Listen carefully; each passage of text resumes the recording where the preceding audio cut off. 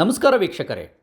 ಸ್ವಾಧೀನಪಡಿಸಿಕೊಂಡ ಜಮೀನಿಗೆ ರೈತರಿಗೆ ಪರಿಹಾರ ನೀಡದ ಕಾರಣಕ್ಕಾಗಿ ಹಲವು ಬಾರಿ ಭೂ ಸ್ವಾಧೀನಕಾರಿ ಕಚೇರಿಯ ವಸ್ತುಗಳನ್ನು ನ್ಯಾಯಾಲಯದ ಆದೇಶದ ಪ್ರಕಾರ ಜಪ್ತಿ ಮಾಡಿದ ಅನೇಕ ಉದಾಹರಣೆಗಳು ಹಾಸನ ಜಿಲ್ಲೆಯಲ್ಲಿ ಸಿಗುತ್ತವೆ.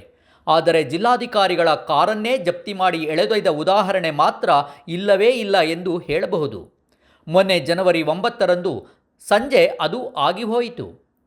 ಯಗಚಿ ಯೋಜನೆಗಾಗಿ ಜಮೀನು ಕಳೆದುಕೊಂಡ ರೈತರಿಗೆ ಹಲವಾರು ವರ್ಷ ಕಳೆದರೂ ಪರಿಹಾರ ನೀಡದ ಕಾರಣ ಹಾಸನ ಪ್ರಧಾನ ಸಿವಿಲ್ ನ್ಯಾಯಾಧೀಶರ ಆದೇಶದ ಪ್ರಕಾರ ರೈತರ ಪರ ವಕೀಲರಾದ ಮಂಜುನಾಥ್ ಅವರ ಸಮ್ಮುಖದಲ್ಲಿ ನ್ಯಾಯಾಲಯದ ಅಮೀನ್ ಜಿಲ್ಲಾಧಿಕಾರಿಗಳ ನಾಮಫಲಕ ಇರುವ ಇನ್ನೋವಾ ಕಾರನ್ನು ಟೋಯಿಂಗ್ ವಾಹನದ ಮೂಲಕ ಎಳೆದುಕೊಂಡು ಚನ್ನಪಟ್ಟಣ ಬಸ್ ನಿಲ್ದಾಣದ ಸಮೀಪ ನ್ಯಾಯಾಲಯದ ಸಂಕೀರ್ಣದ ಆವರಣದಲ್ಲಿ ನಿಲ್ಲಿಸಿದ್ದಾರೆ. ಸರ್ಕಾರದ ಸಂಬಂಧಪಟ್ಟ ಇಲಾಖೆಗಳ ಅಧಿಕಾರಿಗಳ ಅಸಡ್ಡೆಯ ಕಾರಣ ಜಿಲ್ಲಾಡಳಿತವು ಈ ರೀತಿ ಅನರ್ಹಕರ ಸಂದರ್ಭವನ್ನು ತಂದುಕೊಳ್ಳಬೇಕಾಯಿತು. ಇದಲ್ಲದೆ ಇನ್ನೊಂದು ಪ್ರಕರಣದಲ್ಲಿ ಅಪರ ಜಿಲ್ಲಾಧಿಕಾರಿಗಳ ಕಾರು ಕೂಡ ನ್ಯಾಯಾಂಗದ ವಶದಲ್ಲಿ ಇದೆ. ಇದೊಂದು ರೀತಿಯಲ್ಲಿ ಜಿಲ್ಲಾಡಳಿತವನ್ನೇ ಎಳೆದುಕೊಂಡು ಹೋದಂತೆ ಭಾಸವಾಗುತ್ತಿದೆ. ಇದು ಹಾಸನ ಜಿಲ್ಲಾಡಳಿತ ಮಾತ್ರವಲ್ಲದೆ ರಾಜ್ಯ ಸರ್ಕಾರಕ್ಕೂ ಆಗಿರುವ ಅವಮಾನ. ಹೇಮಾವತಿ, ಯಗಚಿ, ವಾಟೆಹೊಳೆ ಯೋಜನೆಗಳು ಮಾತ್ರವಲ್ಲದೆ ಹಲವು ಯೋಜನೆಗಳಿಗಾಗಿ ರೈತರ ಜಮೀನು ವಶಪಡಿಸಿಕೊಂಡು 2 ದಶಕವೇ ಕಳೆದರೂ ಪರಿಹಾರ ನೀಡದ ಸರ್ಕಾರಕ್ಕೆ ಏನು ಹೇಳಬೇಕು? ಇಂತಹ ನೂರಾರು ಪ್ರಕರಣಗಳು ಹಾಸನ ಜಿಲ್ಲೆಯಲ್ಲಿಯೇ ಇವೆ. ಮುಖ್ಯವಾಗಿ ಕಾವೇರಿ ನೀರಾವರಿ ನಿಗಮವು ಹಣ ನೀಡದ ಕಾರಣಕ್ಕಾಗಿ ಜಿಲ್ಲಾಧಿಕಾರಿಗಳು ಮುಜುಗರ ಅನುಭವಿಸಬೇಕಾಗಿ ಬಂದಿದೆ. ಈ ಹೀನಾಯ ಪ್ರಕರಣದ ನಂತರವಾದರೂ ಜಿಲ್ಲಾಧಿಕಾರಿ KS ಲತಾ ಕುಮಾರಿ ಅವರು, ಜಿಲ್ಲಾ ಉಸ್ತುವಾರಿ ಸಚಿವರಾದ ಕೃಷ್ಣ ಬೈರೇಗೌಡರು, ಕಾವೇರಿ ನಿಗಮದ ವ್ಯವಸ್ಥಾಪಕ ನಿರ್ದೇಶಕರ ಹಾಗೂ ಭಾರೀ ನೀರಾವರಿ ಇಲಾಖೆಯ ಸಚಿವರು ಹಾಗೂ ಉಪಮುಖ್ಯಮಂತ್ರಿಯೂ ಆದ DK ಶಿವಕುಮಾರ್ ಅವರ ಗಮನಕ್ಕೆ ತಂದು ಅತಿ ಶೀಘ್ರದಲ್ಲಿ ರೈತರಿಗೆ ಪರಿಹಾರ ಕೊಡಿಸುವ ವ್ಯವಸ್ಥೆ ಮಾಡಬೇಕಾಗಿದೆ. ಸಂಕಷ್ಟದಲ್ಲಿರುವ ರೈತರ ಪರವಾಗಿ ಜಿಲ್ಲಾಡಳಿತಕ್ಕೆ ಚುರುಕು ಮುಟ್ಟಿಸುವ ನ್ಯಾಯಾಲಯ ಹಾಗೂ ವಕೀಲ ಮಂಜುನಾಥ್ ಅವರಿಗೆ ವಿಶ್ವಪಥ ಅಭಿನಂದನೆ ಸಲ್ಲಿಸುತ್ತದೆ. ಹಾಗೆ ನೋಡಿದರೆ ಯಗಚಿ ಹಾಗೂ ವಾಟೆಹೊಳೆ ಯೋಜನೆಗಳಿಂದ ರೈತರಿಗೆ ಆಗುತ್ತಿರುವ ಅನುಕೂಲ ಅಷ್ಟಕ್ಕಷ್ಟೇ. 40 ವರ್ಷ ಕಳೆದರೂ ವಾಟೆಹೊಳೆಯ ಕೆಲವು ನಾಲೆಗಳಲ್ಲಿ ಒಂದು ಹನಿ ನೀರು ಕೂಡ ಹರಿದಿಲ್ಲ. ಸರ್ಕಾರ ಕೋಟಿಗಟ್ಟಲೆ ಖರ್ಚು ಮಾಡಿದ ಏತ ನೀರಾವರಿ ಯೋಜನೆಗಳ ಯಂತ್ರೋಪಕರಣಗಳು ಚಾಲನೆ ಇಲ್ಲದೆ ತುಕ್ಕು ಹಿಡಿದಿವೆ. ಅಂದಾಜು 30,000 ಕೋಟಿ ರೂಪಾಯಿಯ ಎತ್ತಿನಹೊಳೆ ಯೋಜನೆಯಿಂದ ಪ್ರಯೋಗಾರ್ಥವಾಗಿ ನೀರು ಎತ್ತಿದ್ದಕ್ಕಾಗಿ 200 ಕೋಟಿ ರು ವಿದ್ಯುತ್ ಬಿಲ್ ಬಾಕಿ ಆಗಿದೆ ಎಂದು ಪತ್ರಿಕಾ ವರದಿಗಳು ಹೇಳುತ್ತಿವೆ. ಸರ್ಕಾರದ ಹಣಕ್ಕೆ ಯಾರೊಬ್ಬರ ಹೊಣೆಗಾರಿಕೆಯೂ ಇಲ್ಲದ ವ್ಯವಸ್ಥೆಯೊಳಗೆ ನಾವು ಸಿಲುಕಿದ್ದೇವೆ ಎಂದು ಹೇಳಲು ಬಹಳ ನೋವಾಗುತ್ತದೆ. ಮಂಜುನಾಥ್ ಅಂತ ವಕೀಲರು ಹಾಸನದಲ್ಲಿ ಸುಮಾರು 25 ವರ್ಷದಿಂದ ಈ ಮುಳುಗಡೆ ಪ್ರಕರಣ ಮತ್ತು ಬೇರೆ ಪ್ರಕರಣಗಳನ್ನು ನಡೆಸ್ತಾ ಬರ್ತಾ ಇದ್ದೇನೆ. ಈಗ ಮೊನ್ನೆ ನಡೆದಂತಹ ಪ್ರಕರಣಕ್ಕೆ ಸಂಬಂಧಪಟ್ಟಂತೆ ಯಗಚಿ ನಾಲೆ, ವಾಟೆಹೊಳೆ ಪ್ರಾಜೆಕ್ಟು ಮತ್ತು ಹೇಮಾವತಿ ಪ್ರಾಜೆಕ್ಟ್ಗಳಿಗೆ ಸುಮಾರು ಕೇಸ್ಗಳು 1,000 ಕೇಸ್ಗಳು ಪ್ರಕರಣಗಳು ಕೋರ್ಟ್ನಲ್ಲಿ ಬಾಕಿ ಇದ್ದಾವೆ.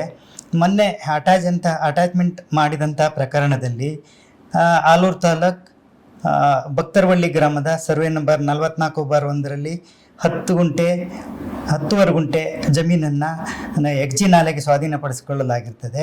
ಅದರಲ್ಲಿ ಸುಮಾರು 2004ರಲ್ಲೇ ನೋಟಿಫಿಕೇಷನ್ ಆಗಿರ್ತದೆ. ಸುಮಾರು 10 ವರ್ಷ ಆಗಿದೆ ಈ ಪ್ರಕರಣ ನಡೆಯಕ್ಕೆ ಶುರುವಾಗಿ. ಅದರಲ್ಲಿ ಎಕ್ಸಿಕ್ಯೂಷನ್ ಹಾಕಿದ್ದೇವೆ. ಸುಮಾರು 11,22,550 ರೂಪಾಯಿ ಬಾಕಿ ಇತ್ತು. ನಾವು ಸುಮಾರು ಸರಿ ವಾರೆಂಟನ್ನು ತಗೊಂಡು ಹೋಗಿದ್ದು, ಈಗ ಕಟ್ತೀವಿ ಆಗ ಕಟ್ತೀವಿ ಅಂತ ಸಬೂಬ್ ಹೇಳ್ತಾಯಿದ್ರು. ನಾವು ಮೊನ್ನೆ 9ನೇ ತಾರೀಕಲ್ಲಿ ಹೋದಾಗ DC ಅವರು ಕಾರನ್ನು ನ್ಯಾಯಾಲಯದ ಆದೇಶದ ಮೂಲಕ ನಾವು ವಾರೆಂಟನ್ನು ತಗೊಂಡು ಹೋಗಿದ್ದು. ಆದರೂ ಕಟ್ತೀವಿ ಅಂತ ಹೇಳಿದರೆ ಹೊರತು ಕಟ್ಟಲಿಲ್ಲ. ಸಾಯಂಕಾಲದವರೆಗೂ ವೆಯ್ಟ್ ಮಾಡ್ದು. ಆದ್ದರಿಂದ ಇದರಲ್ಲಿ ಟೋಯಿಂಗ್ ಮೂಲಕ DC ಕಾರನ್ನು ತಗೊಂಡು ಬಂದು ಇಂತಹ ಪ್ರಕರಣಗಳು ತುಂಬ 1,000ಕ್ಕಿಂತ ಜಾಸ್ತಿ ಇದ್ದಾವೆ. ಒಂದು ಗುಂಟೆಗೆ 40,000 ಆಗಿದೆ. ಈ ಪ್ರಕರಣದಲ್ಲಿ 40,000 ಆಗಿರೋದ್ರಿಂದ ಅದನ್ನೂ ಕಟ್ಟಲಿಲ್ಲ. ಇದೇ ರೀತಿ ಕಟ್ಟಾಯ ಹೋಬಳಿನಲ್ಲಿ 1 ಗುಂಟೆಗೆ 1 ಲಕ್ಷ ರೂಪಾಯಿ ಆದೇಶ ಆಗಿದೆ. ಅದು ಈಗ ಕಟ್ಟಬೇಕಾದ್ರೆ 4 ಲಕ್ಷ ಆಗಿದೆ. ಇದಕ್ಕೆ ಸರ್ಕಾರವೇ ನೇರ ಹೊಣೆ. ಅದೇ ರೀತಿ ಆಡಳಿತಾಧಿಕಾರಿಗಳು ಕೂಡ ಪ್ರೋಸೆಸ್ ಮಾಡಿದರೆ ಈ 1 ಲಕ್ಷ ಕಟ್ಟೋದ್ರ ಬದಲು 4 ಲಕ್ಷ ಕಟ್ಟ ಅವಶ್ಯಕತೆ ಇರಲಿಲ್ಲ. ಹೀಗಾಗಿ ಸುಮಾರು ಪ್ರಕರಣಗಳು ನ್ಯಾಯಾಲಯದಲ್ಲಿ ಬಾಕಿ ಉಳಿದಿವೆ. ರೈತರು ಕಂಗಾಲಾಗಿದ್ದಾರೆ. ಈ ರೀತಿ ಬಾಕಿ ಉಳಿಸ್ಕೊಂಡಿದ್ದರಿಂದ ಈ ಕಡೆ ಜಮೀನು ಇಲ್ಲ, ಈ ಕಡೆ ಪರಿಹಾರನೂ ಇಲ್ಲ. ಅಲ್ದು ಸಾಕಾಗ್ತಿದ್ದಾರೆ. ಕೋರ್ಟಲ್ಲೂ ಕೂಡ ಸುಮಾರು ಸರಿ ಪ್ರಕರಣಗಳಲ್ಲಿ RBI ಮೂಲಕ ಹಣವನ್ನು ತರಿಸ್ಕೊಟ್ಟಿದೆ. ಅದೇ ರೀತಿ RBI ಮೂಲಕ ಹಣ ತರಿಸ್ಕೊಡೋದ್ರಿಂದ ರೈತರಿಗೆ ಹೆಲ್ಪ್ ಆಗ್ತಾ ಇದೆ. ಇದರಲ್ಲಿ ಈ RBIನಲ್ಲಿ ಅಟ್ಯಾಚ್ ಕೊಟ್ಟಿರಲಿಲ್ಲ. ಆದ್ದರಿಂದ ಈ ಪ್ರಕರಣದಲ್ಲಿ ಜಿಲ್ಲಾಧಿಕಾರಿಗಳ ಕಾರನ್ನು ಜಪ್ತಿ ಮಾಡಿದೋ. ಅದಕ್ಕಿಂತ ಹಿಂದೆ 15 ದಿವಸ ಮೊದಲು ADC ಕಾರನ್ನು ಜಪ್ತಿ ಮಾಡಿದೋ. ಅದು ಕೂಡ ಕೋರ್ಟ್ ನ್ಯಾಯಾಲಯದ ಆವರಣದಲ್ಲೇ ಇದೆ. ಇದುವರೆಗೂ ದುಡ್ಡು ಕಟ್ಟಿಲ್ಲ. ಇವತ್ತಿಗೆ ಅದು ಪ್ರಕರಣ ನಡೀತಾ ಇದೆ. ಇನ್ನು ಮುಂದೆ ಕೂಡ ಇದೇ ರೀತಿ ಪ್ರಕರಣದಲ್ಲಿ ದುಡ್ಡು ಕಟ್ತಾ ಇದ್ದರೆ ಜಿಲ್ಲಾಧಿಕಾರಿಗಳು ಮತ್ತು ವಿಶೇಷ ಭೂಸ್ವಾಧೀನಾಧಿಕಾರಿಗಳು ಹಾಗೂ ADC ಅವರ ಕಾರುಗಳನ್ನು ಜಪ್ತಿ ಮಾಡ್ತಾ ಇದ್ದೀವಿ. ಇಂಥ ಪ್ರಕರಣಗಳು ಸುಮಾರು 50 ಪ್ರಕರಣಗಳು ನನ್ನ ಹತ್ತಿರಲ್ಲೇ ಇದ್ದಾವೆ.